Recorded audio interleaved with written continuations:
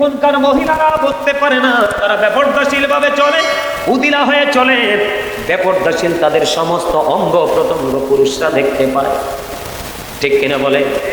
কিন্তু আমি আমার মা গাজীপুর কাপাসিয়া থেকে আমি আমার মা বোনদের সবাইকে আমি অনুরোধ করব, মা ফাতেমার জীবনী করে দেখো, ওনার মতো মহিষী নারী, ওনার জীবনী এত নিয়ামত আমি পড়লে আমার চোখের পানি ধরে রাখতে পারি না। আমি শুধু একটা গল্প বলবো, আপনারা সবাই শুনেছেন মুরব্বী বাবারা, মা ফাতেমার জীবন ছিল অত্যন্ত দুঃখের জীবন। স্বামী হযরত আলী ছিলেন অত্যন্ত গরিব, কোনদিন স্বামীকে কোনো কিছুর জন্য প্রেসার দেয়। এই যুগের মহিলারা স্বামী যদি সব দিতে না পারে, স্বামীর গায়ে হাত পর্যন্ত উঠায়। আমি শুধু একটা ঘটনা আমি আপনাদেরকে শোনাবো। মা খাতুনে জান্নাত ফাতেমা একদিন দেখলেন স্বামী সারাদিন ঘুরলো, কোনো কাজের ব্যবস্থা হলো না, একটি দেড়হাম আজকে ইনকাম করতে পারলো না। বিবিও তো আছে, কলিজার টুকরা সন্তানরাও আছে, কি খাওয়াবে? স্বামীর চেহারাটা যখন মলিন দেখলেন, মা ফাতেমা দেখি সহ্য করতে পারলেন না। ওনার একটা প্রিয় একটা চাদর ছিল। তিনটি বিষয় ছিল, একটা হলো নবীর প্রেম, আরেকটা হলো নবীর পরিবারের প্রেম, আহলে বাইতের প্রেম, আরেকটা হলো কোরআন তেলাওয়াত। আমি ছোট্ট করে নবী সম্পর্কে বললাম, বেশি বলিনি। আরেকটা আলোচনা করব ছোট্ট করে, এটা হলো নবীর আহলে বাইত, নবীজির পরিবার, মা ফাতেমা, হযরত আলী, ইমাম হাসান হুসাইন, এরা হলো নবীর আহলে বাইত। ও যুবকেরা, তোমরা জান্নাতের মধ্যে এসেছো। নবীজি বাবা মাকে বললেন, তোমরা তোমাদের সন্তানদেরকে আহলে বাইতের প্রেম শেখাও।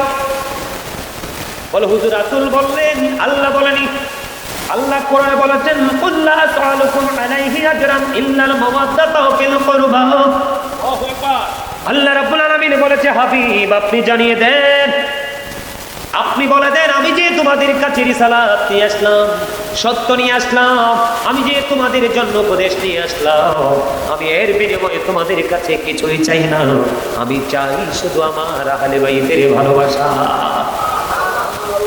নবীজি কত কষ্ট করলেন, যন্ত্রণা সহ্য করলেন, নবীজি বললেন, এর বিনিময়ে আমি কিছুই চাই না, আমি চাই শুধু আমার আহলে বাইতকে তোমরা ভালোবাসো, এর কিছুই চাই না। তাহলে এখানে কি আল্লাহর কথা কিনা বলেন? তাহলে নবীর পরিবারের দাম আছে না নাই? আল্লাহ রাসূল আরো বলেছেন, যুবক তোমাদের জন্য নিয়ামত, এই গাজীপুর কাপাসিয়া গ্রামের যুবক তোমাদের জন্য নিয়ামত। আল্লাহ রাসূল বলেছেন, আল হাসান ওয়াল হুসাইন সাইয়্যিদু শাবাবি আহলিল জান্নাহ। আমার নবী বলেছেন, ইমাম হাসান এন্ড হুসাইন আর the leader of younger people in Jannah. আমার নবী বলেছেন, যুবক তোমরা প্রেম নিয়ে কবরে আসো, তোমরা জান্নাতে দেখতে পাবে তোমাদের লিডার, তোমাদের নেতৃত্ব দিবে আমার কলিজার টুকরা হাসান হুসাইন। নবী তো অনেক উপরে, যেটা কল্পনা করা যায় না। নবীর পরিবারের মর্যাদা দেখেন। আমার মা বোনেরা পর্দার অন্তরাল থেকে আলোচনা শুনছেন, আমার মা বোনেরা মনে মনে বলতে পারে, হুজুর আপনি যুবকদের আলোচনা করলেন, পুরুষদের জন্য করলেন, আমাদের মহিলাদের জন্য কোনো নিয়ামত আছে কিনা? আমার নবীজি বললেন, ফাতেমাতু সাইয়্যিদাতু নিসাই জান্নাহ। আমার নবী বলেছেন, mother Fatima is the leader of peoples in Jannah. আমার নবীজি বলেছেন, সকল মুমিনা নবীর প্রেমিক মা বোনদের জন্য আল্লাহ রাসূল জানিয়ে দিয়েছেন, তোমাদের জন্য নিয়ামত হলো, তোমাদের জন্য নিয়ামত হলো মা খাতুনে জান্নাত ফাতেমা, আমাদের জান্নাতে সরদারিনী হবে।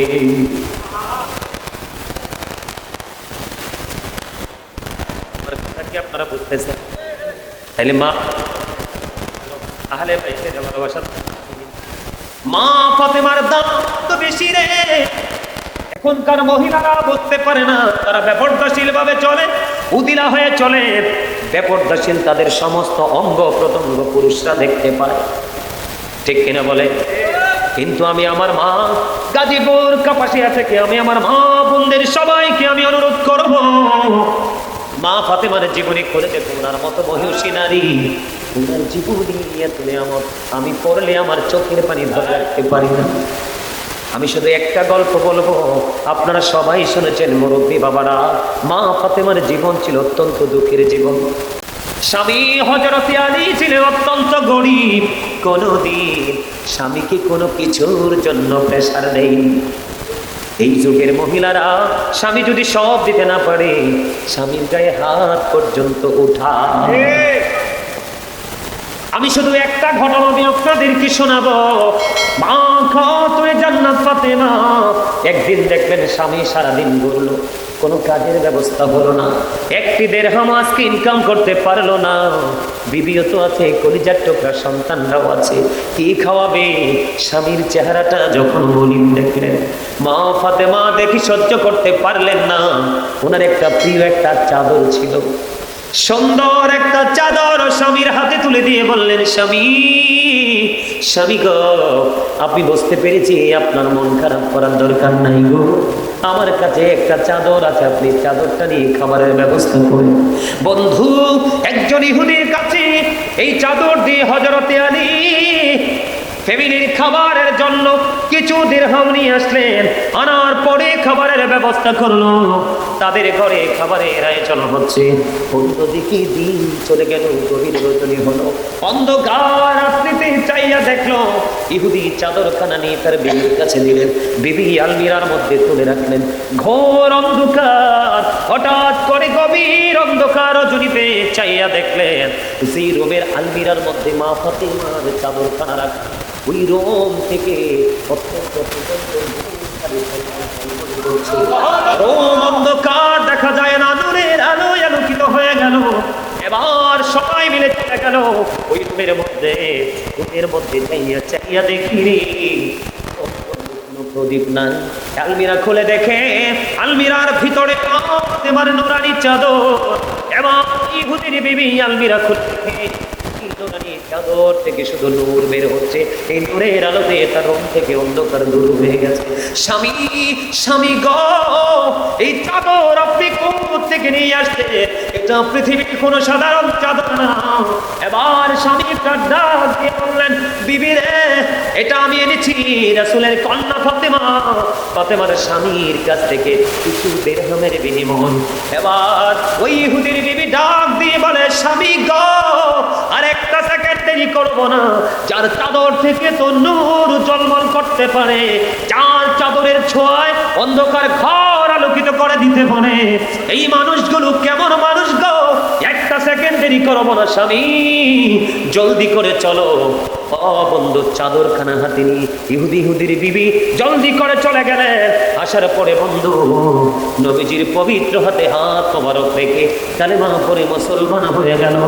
আর মুসলমান হয়ে ফিরে আসার সময় ওই মা ফাতেমার চাদরখানা তাকে আবার ফেরত দিয়ে আসলো। জোরে বললেন না সুবহানাল্লাহ? আওয়াজ দিয়ে বলেন না সুবহানাল্লাহ? সহজ মনে করেছে? ওই মা ফাতেমা আমার মা বোনদের জন্য জান্নাতে দাঁড়িয়ে থাকবে, তাদের নেতৃত্ব দিবে। আমরা যখন কোনো জায়গায় যাই, ভালো জায়গায় যাই, আমাদের দেওয়ার জন্য প্রতিনিধি লাগে না? জান্নাতে এমন প্রতিনিধি লাগবে জান্নাতীদের জন্য। কি মনে করেছেন রাসূলের পরিবার আপনার নেতৃত্ব দিবে? এর চেয়ে বড় খুশনসিব আর কি চাই? ঠিক কেন বলেন?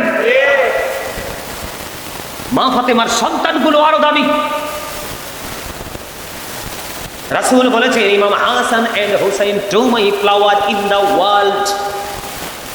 নবী বলেছে, ইমাম হাসান হুসাইন দুই ভাই, দুনিয়ায় আমার দুইটা ফুল। ফুলকে ভালোবাসেন এমন কোন মানুষ পৃথিবীতে আছে? কথা বলেন না। ফুল ছিঁড়তে না পারলেও, আপনারা অনলাইনে দেখছেন কিনা জানি না, কোথায় জানি এক লোক সূর্যমুখী ফুলের বাগান করছে, দেখেন নাই? আমিও দেখেছি, টিভিতে খবরে দেখিয়েছে। মানুষ এই সূর্যমুখী ফুলের লোভ ছাড়তে পারেনি, সবাই কিন্তু টিকিট কেটে কেটে ফুলের বাগানে যাচ্ছে, একটা ছবি তোলার জন্য যাচ্ছে। এটা অন্য কোনো কিছু নয়, ফুলের প্রতি ভালোবাসা। এই ফুল সেই ফুল না বন্ধু, ওই ফুল হলো জান্নাতি ফুল। নবীর কলিজার টুকরা ইমাম হাসান হুসাইন দুই ভাই জান্নাতি যুবকদের সর্দার হবে। তাদের দাম কেমন তোমরা জানো নি? বলবো নি একটু? আমার টাইম কিন্তু শেষ। লিটন ভাই যে টাইম দিয়েছেন এই টাইম কিন্তু 3 মিনিট ওভার হয়ে গেছে। লিটন ভাই অনুমতি দিলে, আপনারা সবাই অনুমতি দিলে আর একটু আলোচনা করব। কারণ জীবনে আর যদি কোনোদিন বন্ধু দেখা না হয়, শুধু ওয়াজগুলো সিনায় রেখে বাস্তবায়ন করবেন, তাহলে এই কাল হাসরে হয়তো গাজী সুলাইমানের সাথে দেখা হবে।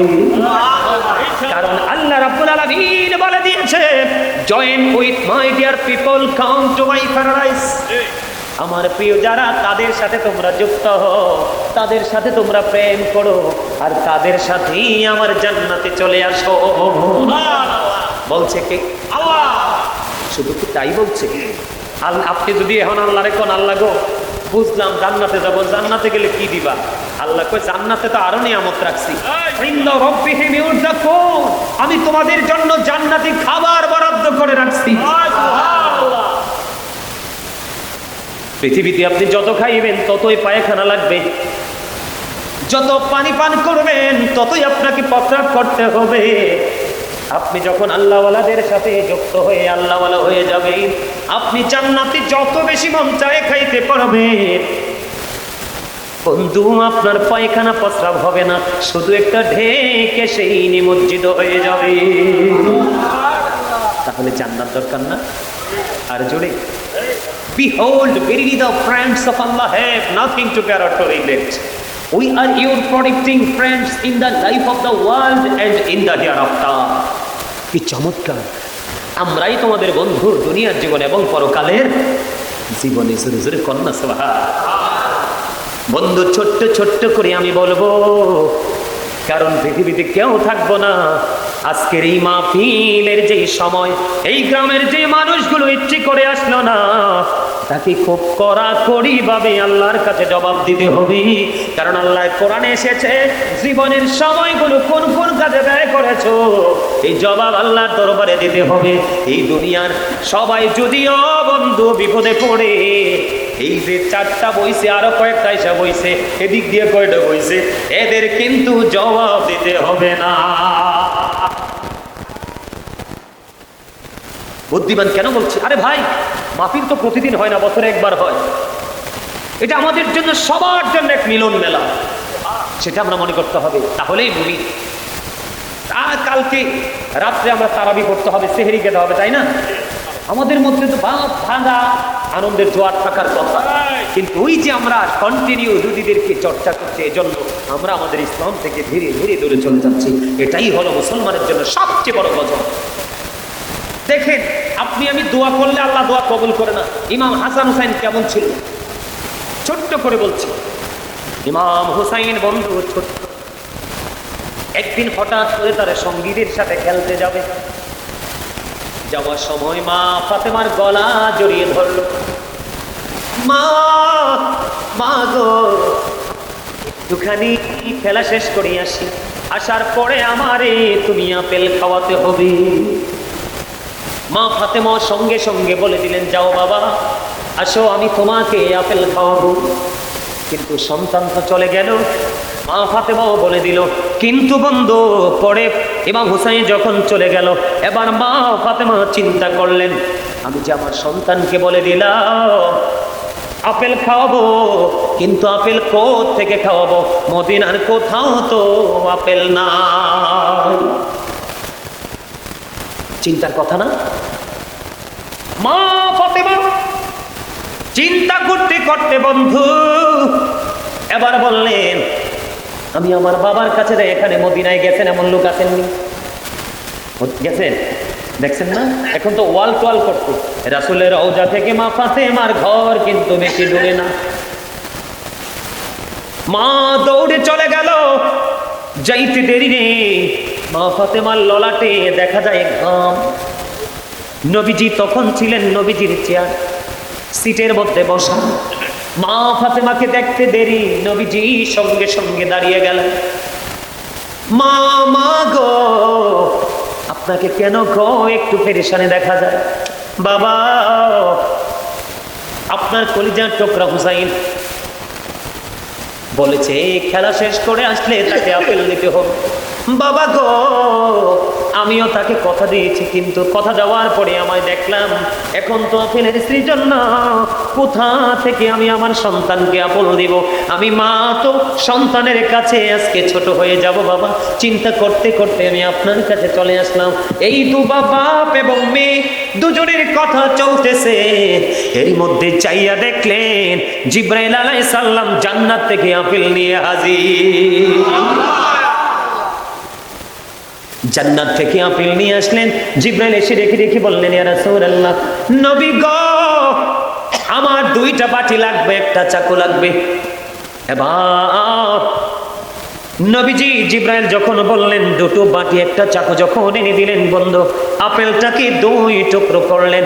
2 টুকরো করে অর্ধাংশ নবীজির হাত মোবারকে আর অর্ধাংশ একটা বাটির মধ্যে বসাই আর একটা বাটি দিয়ে ঢেকে দিলেন। ঢাকনা দিয়ে চলে গেলেন, আপেল নিয়ে চলে গেলেন। যাওয়ার পরে হুসাইন দৌড়ে আসলো, এসে বললেন, মা গো, আমাকে আপেল দেন। ইমাম হুসাইন আপেল খাইলো। আপেল খাওয়ার পরে দেখলেন এত মজার আপেল রে, জীবনে কোনো দিন তো খাই না। মা গো, বলে দাও না, এই আপেল তুমি কোত্থেকে এনেছো?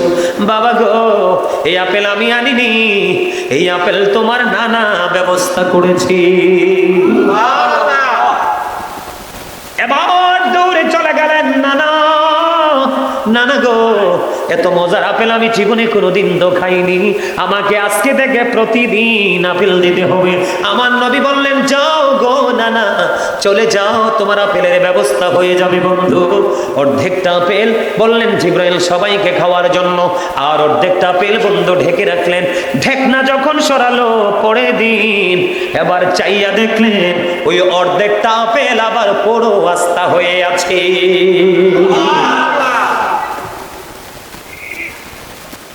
কারণ হলো জিব্রাইল বলেছিলেন প্রতিদিন একবার শুধু ঢাকনা সরানো যাবে, প্রতিদিন দেখাই দিলেন অর্ধাংশ কাটা যাবে আর অন্যভাবে কাটা যাবে না।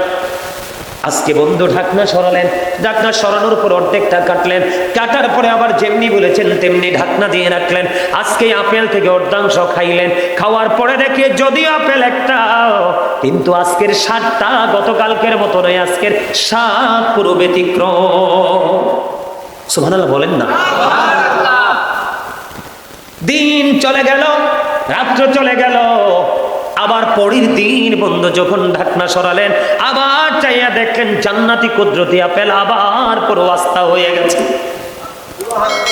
প্রতিদিন যখন বন্ধু ঢাকনা সরাই রে, প্রতিদিন চাইয়া দেখে আপেলটা আস্তা হয়ে যায়, অর্ধেকটা কেটে তারা খায়। এমনি করে করে 2 বছর পর্যন্ত আপেল খাইলো, প্রতিদিন বন্ধু ভিন্ন ভিন্ন স্বাদ পাইলো।